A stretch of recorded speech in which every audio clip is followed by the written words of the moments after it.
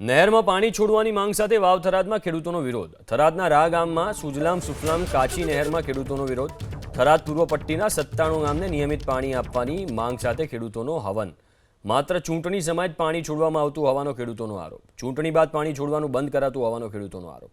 સુજલામ સુફલામ કાચી નહેરનો બીજો છેડો ખોડા બોર્ડર સુધી લંબાવવાની ખેડૂતોની માંગ। ખેડૂતોના વિરોધ સમયે કોંગ્રેસના આગેવાનો પણ ત્યાં ઉપસ્થિત રહ્યા।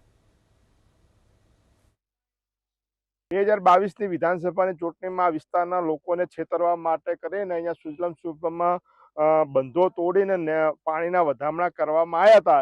એ 2022ના દિવસ પછી આજ સુધી આ જગ્યાએ કોઈ દિવસ સુજલામ સુફલામમાં પાણી આવ્યું ના 4 વર્ષ થઈ ગયા કે હવે પાઇપો નાખવાના એક નાટક કરી જે ભાજપના સરકારના મંત્રીઓથી લઈને આખી સરકાર અધિકારીઓને કમિશન ખાવા માટે કે પાઇપલાઇન નાખવાની વાતો કરે છે।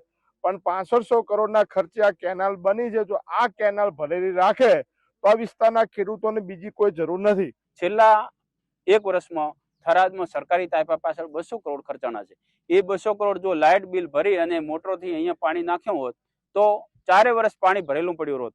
પણ સરકારની ઈચ્છા નથી, ખાલી તાઇપા કરવા છે, પાઇપો ઉતારી પાઇપોમાંથી કમિશન ખાવું છે। અહીંયા કમિશન મળતું નથી અને એમના લોકો તો એવું પણ કહે છે કે અમે 4 દિવસ જેમ નહેર ભરીએ છીએ ને એમ એક વખત તળાવ ભરવાનું, ઇલેક્શન આવે એના પહેલા દાડે 15 દાડે 10 દાડે અને ફરીથી વોટ લઈ લેવાના 27માં।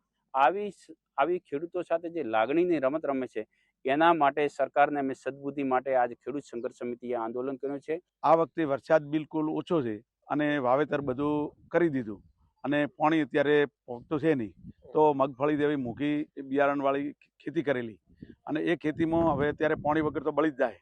કોલમાં 5 વધવી પડે, મોટરો બળી જાય તો અત્યારે હવે છોકરાને ભણાવવા કે કોઈ ભેંસનો ઘાસચારો લાવવો આ બધું કરવામાં ખેડૂતોને ખૂબ કાઠું પડે છે। અમને બહુ નુકસાન છે।